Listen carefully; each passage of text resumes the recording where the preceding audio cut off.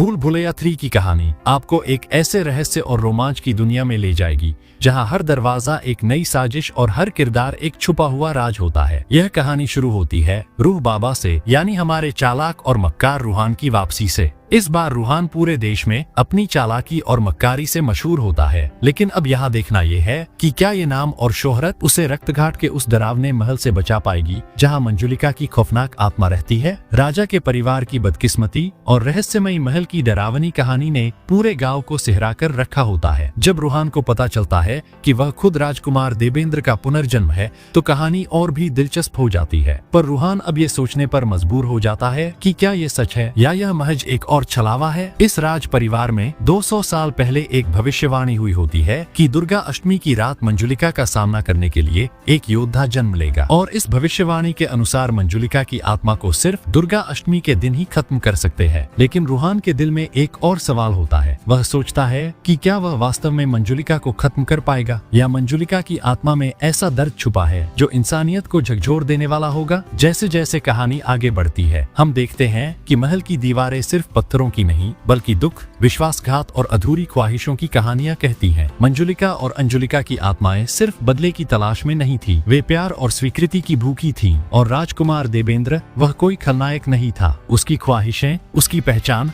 और उसका दर्द हमें सोचने पर मजबूर कर देता है कि क्या उसे अपने जैसे बनने का हक नहीं था। जब रूहान, मीरा और पूरे गांव के लोग मंजुलिका का सामना करते हैं तो हमें एहसास होता है कि ये लड़ाई सिर्फ भूत प्रेत की नहीं है, यह लड़ाई है सच्चाई, पहचान और मानवता की। देवेंद्र की आत्मा सिर्फ न्याय चाहती थी, इसलिए देवेंद्र की आत्मा प्यार और स्वीकृति के लिए सदियों से भटक रही थी। अंत में जब देवेंद्र की बहनें अंजुलिका और मंजुलिका देवेंद्र से माफी मांगती हैं तो वह दर्द, घुटन और नाराजगी की जंजीरों से मुक्त हो जाता है। फिल्म का अंत आपको सुकून भी देता है और एक सवाल भी छोड़ जाता है, क्या हम अपने आसपास के लोगों को उनके सच्चे रूप में स्वीकार करने के लिए तैयार हैं? क्या मंजुलिका सच में बुरी थी या हम उसकी कहानी समझने में नाकाम रहे?